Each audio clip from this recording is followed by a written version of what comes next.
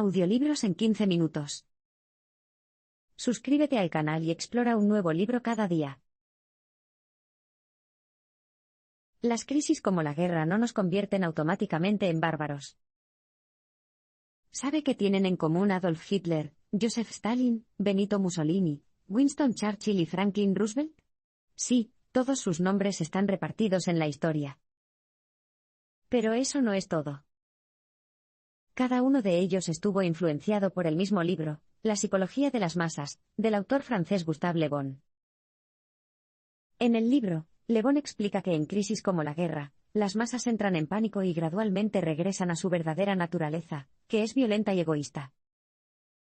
En otras palabras, cuando las personas temen por sus vidas, se convierten en bárbaros, preocupadas únicamente por su propio bienestar. Hitler tenía en mente las ideas de Le Bon cuando envió 348 bombarderos de la Luftwaffe a Londres en 1940. Creía que, bajo la lluvia de bombas, la gente de Londres entraría en pánico y se volvería bárbaro y ayudaría a su propio derrocamiento. Lo que realmente ocurrió cuando las bombas empezaron a caer debe haber sido una sorpresa. El mensaje clave aquí es, las crisis como la guerra no nos convierten automáticamente en bárbaros. El año anterior al bombardeo de la Luftwaffe alemana, que mató a más de 40.000 personas solo en Londres y destruyó barrios enteros, el público británico construyó salas psiquiátricas de emergencia en un intento desesperado por prepararse para el pánico previsto. Sin embargo, estas instalaciones permanecieron vacías. Innumerables observadores describieron cómo los británicos llevaban a cabo su vida cotidiana con más o menos normalidad, a pesar de que los ataques aéreos llevaban mucho tiempo en marcha. Los niños jugaban, los compradores regateaban y los trenes seguían circulando. Los londinenses bebieron su té tranquilamente, a pesar de que las ventanas se rompían al fondo, destrozadas por la detonación de bomba tras bomba. Los londinenses no solo mantuvieron una calma inesperada, sino que, en muchos sentidos, estaban mejor psicológica y mentalmente que nunca. Por supuesto, hubo un dolor desgarrador y un profundo luto. Sin embargo, el abuso del alcohol disminuyó y menos personas se suicidaron. Cuando todo terminó, muchos londinenses incluso deseaban la guerra, debido a la camaradería y la solidaridad generalizadas que promovían. Las personas se ayudaban unas a otras mucho más de lo que lo hacían en circunstancias normales. En resumen, la gente de Londres desafió las expectativas de Hitler y refutó la teoría de Le Bon. La amenaza existencial de ninguna manera sacó lo peor de las personas. Más bien, los hizo menos egoístas. Contrariamente a la tesis de Le Bon, la crisis del bombardeo fortaleció a la sociedad británica en muchos aspectos. Hitler había logrado exactamente lo opuesto a su objetivo real. Persiste la idea de que los humanos son, en el fondo, egoístas. Seguro que has escuchado el lema mantén la calma y sigue adelante. Hoy en día, está estampado en innumerables camisetas y tazas, y se rifa y satiriza sin cesar. Pero, ¿sabía que fue desarrollado originalmente por el Ministerio de Información británico para preservar la moral británica durante la Segunda Guerra Mundial? Se imprimieron millones de carteles que instaban a la resistencia estoica. Hoy en día, muchas personas creen que la resiliencia es una parte esencial del carácter británico, y que la calma de los británicos durante la guerra fue una prueba de ello. Pero en realidad, el rasgo es humano. Muchos otros ejemplos confirman que las personas no se asustan ante un desastre, y mucho menos vuelven a caer en impulsos salvajes. Tras los ataques del 11 de septiembre a las Torres Gemelas, por ejemplo, los neoyorquinos supuestamente egoístas arriesgaron rutinariamente sus propias vidas para salvar las vidas de los demás. La crisis fomentó la solidaridad, no el salvajismo. Este es el mensaje clave, persiste la idea de que los humanos son, en el fondo, egoístas. Una y otra vez, la historia demuestra que las situaciones extremas sacan lo mejor de nosotros. El Centro de Investigación de Desastres de la Universidad de Delaware, por ejemplo, pudo determinar, sobre la base de 700 estudios de campo, que nos comportamos de manera mucho menos egoísta después de los desastres. Tras una catástrofe, el número de asesinatos, robos y violaciones generalmente disminuye. Pero a pesar de estos hechos, la idea de que los humanos se convierten en brutos en tales circunstancias sigue siendo generalizada. Después de que el huracán Katrina devastara Nueva Orleans en 2005, los periódicos publicaron titulares alarmistas sobre el saqueo de gángsters y el asesinato de bebés. En una declaración pública, el gobernador de Luisiana llegó a la conclusión de que Katrina había abierto el telón de la naturaleza humana. Los desastres sacan lo peor de las personas, dijo, y sus palabras se hicieron virales.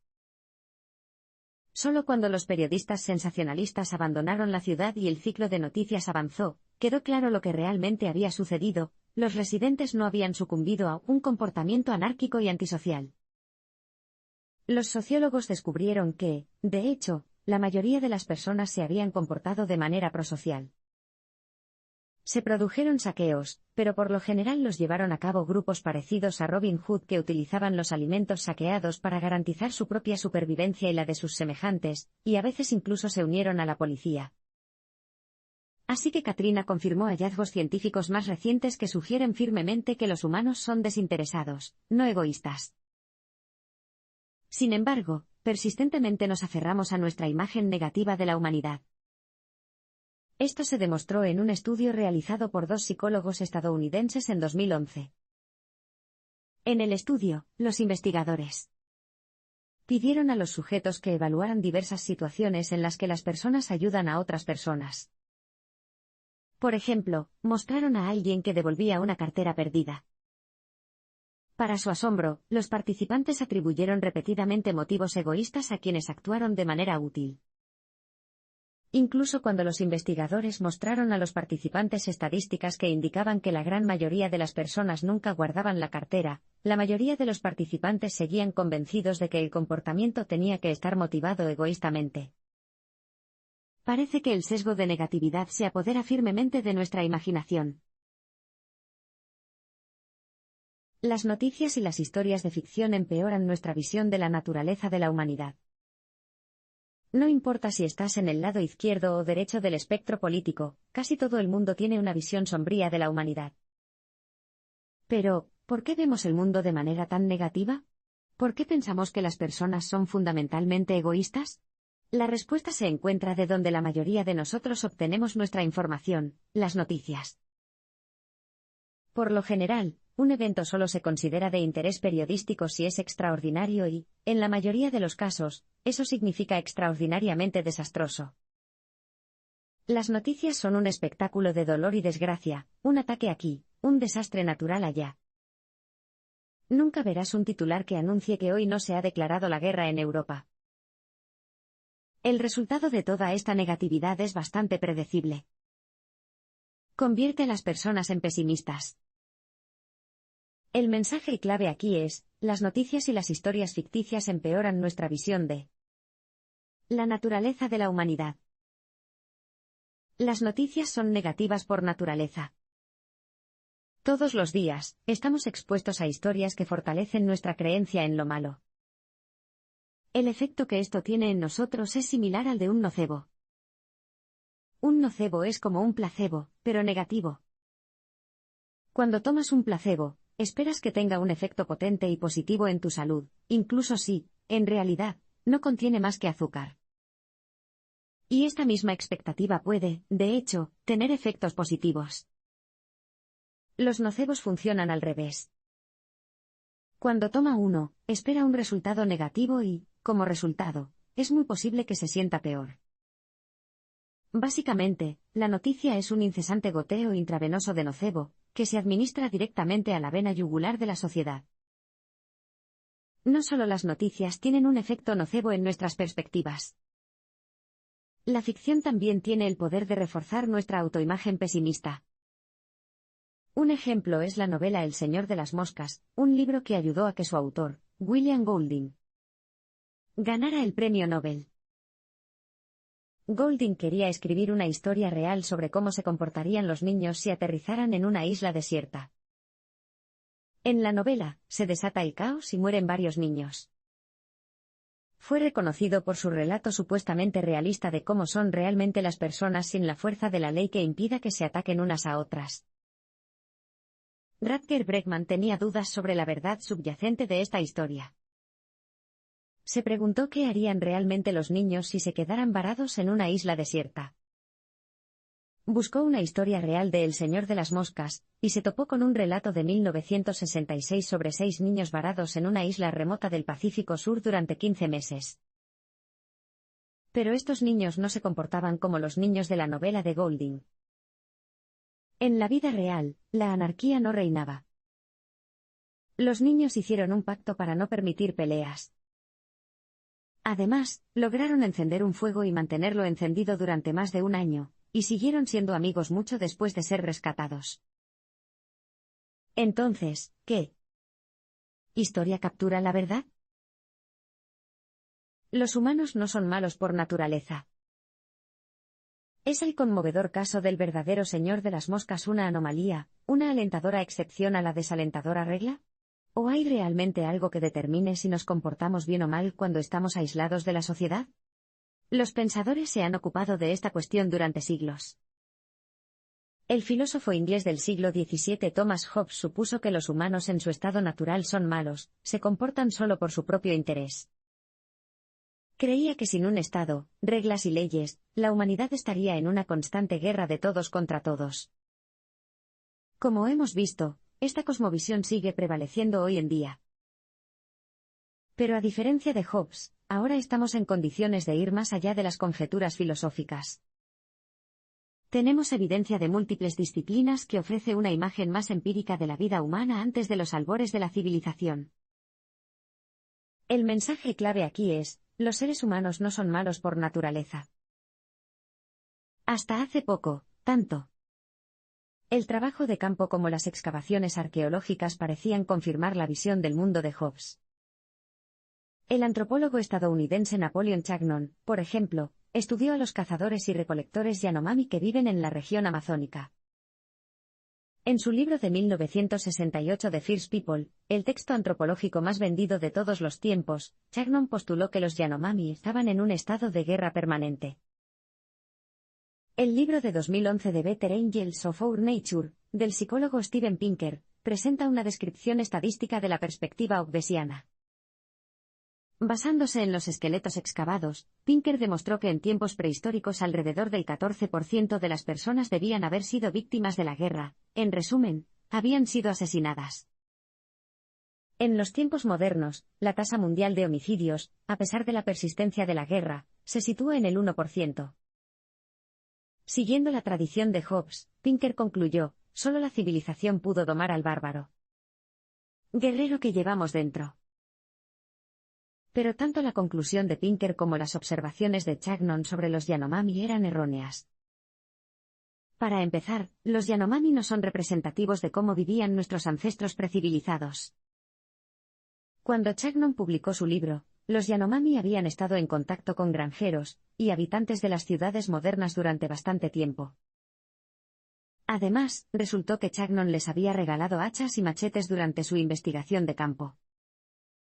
Luego afirmó que eran particularmente violentos. ¿Y los números de Pinker? Simplemente están equivocados. 20 de las 21 excavaciones que citó, que lo llevaron a calcular una tasa de homicidios del 14% entre los cazadores-recolectores, procedían de una época posterior a la invención de la agricultura y la gente se había establecido.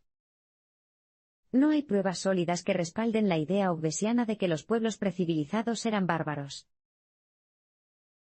La evolución humana no se basa en la supervivencia del más apto, sino en la supervivencia del más amable. Así que la pregunta sigue siendo: ¿cómo vivíamos y nos comportábamos realmente antes de civilizarnos, es decir, antes de establecernos y empezar a cultivar la tierra hace unos 10.000 años?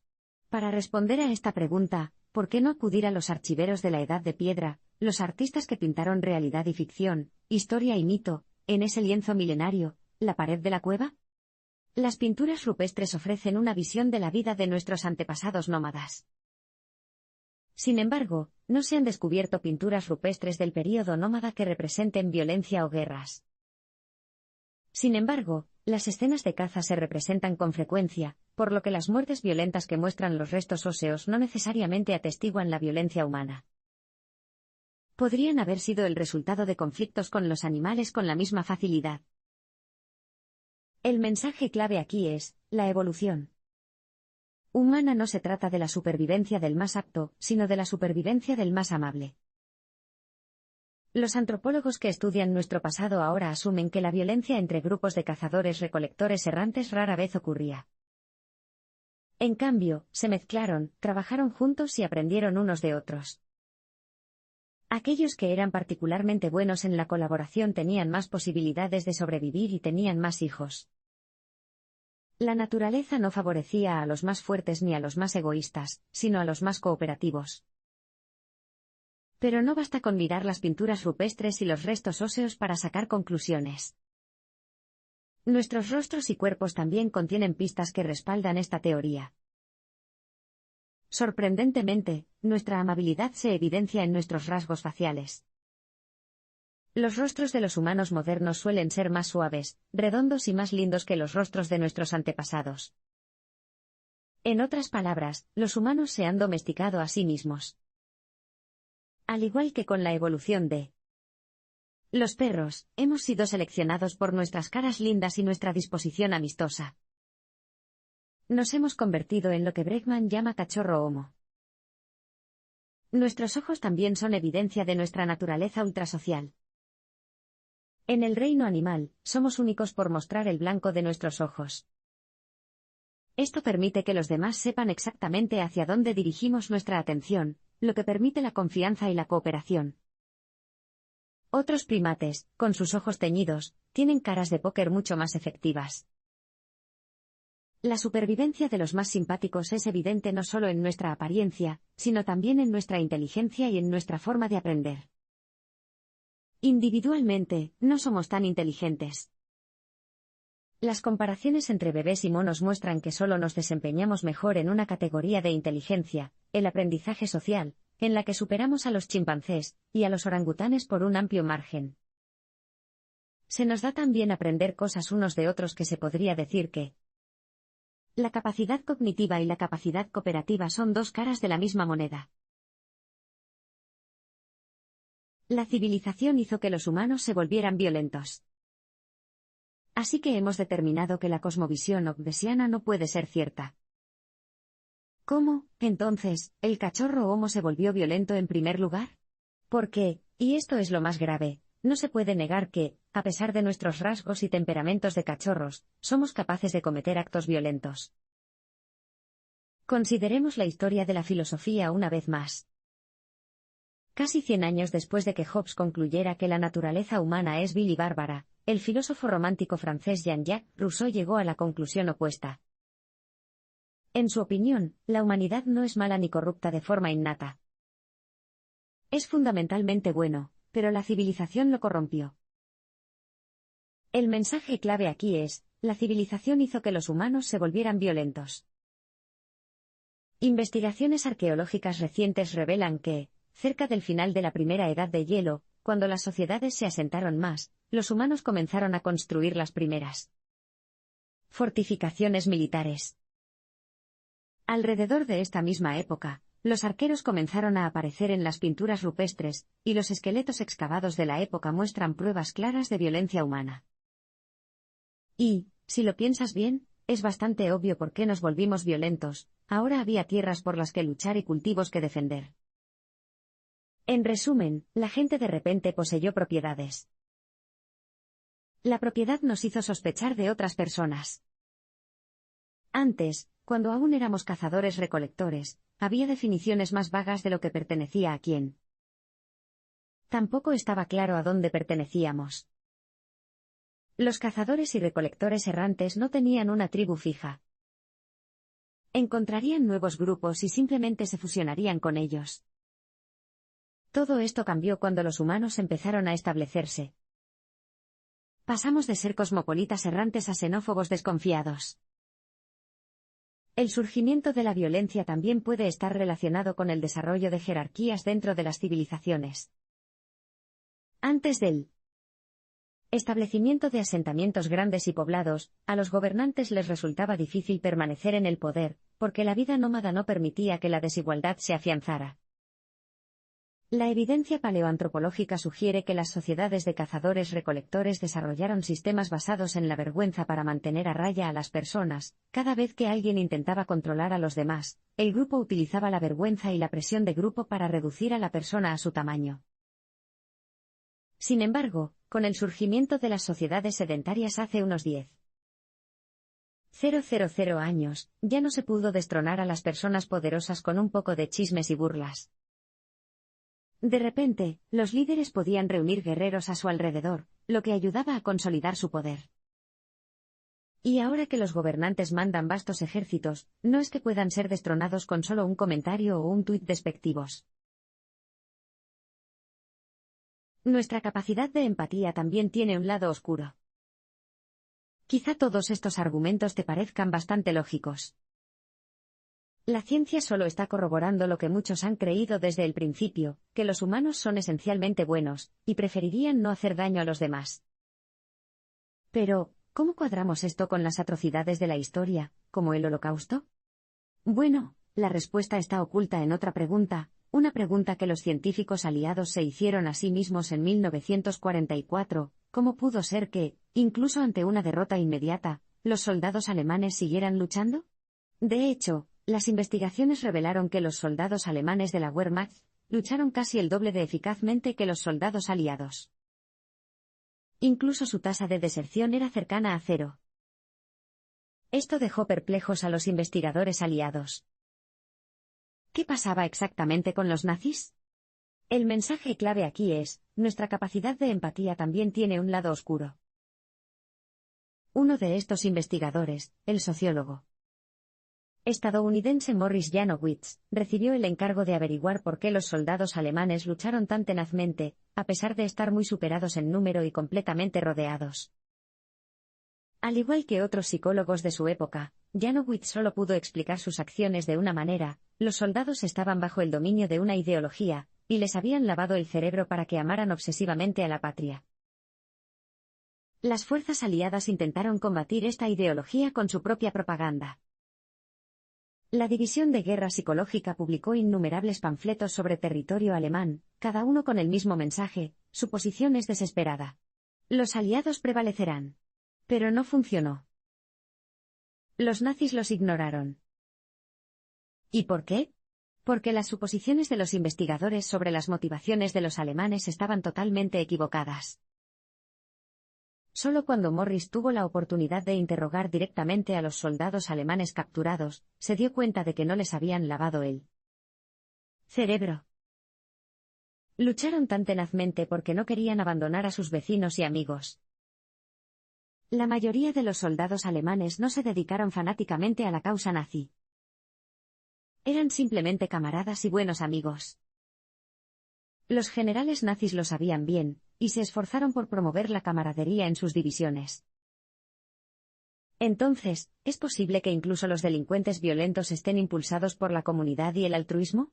A juzgar por los motivos de los soldados alemanes en la Segunda Guerra Mundial, la respuesta es un sí rotundo. Se guiaban por un sentimiento muy humano, la empatía. Esto puede parecer contradictorio, pero nuestra capacidad de empatía a veces nos ciega ante el sufrimiento de los demás. Después de todo, solo podemos sentir empatía por un pequeño número de personas. Es un poco como la función de zoom de una cámara. Sentimos empatía por las personas que nos rodean, las personas que podemos oler, sentir y escuchar. Pero si se amplía de esa manera se omite mucho. Vale la pena recordar que la empatía excluye inevitablemente a más personas de las que incluye. Los seres humanos evitan la violencia siempre que sea posible, incluso en situaciones de vida o muerte. La empatía tiene un doble filo, tiene dos vertientes. Garantiza que luchemos por nuestra familia, amigos y vecinos. Pero también nos permite matar por ellos. Cuando se trata de vida o muerte en el campo de batalla, abandonamos nuestra actitud amistosa y recurrimos a la violencia, o eso es lo que solemos suponer. Pero esta suposición también es falsa. No nos convertimos repentinamente en bárbaros en el campo de batalla. Incluso en situaciones extremas como la guerra, cuando se enfrentan cara a cara con el enemigo, a los humanos generalmente les resulta muy difícil apretar el gatillo y matar a otra persona.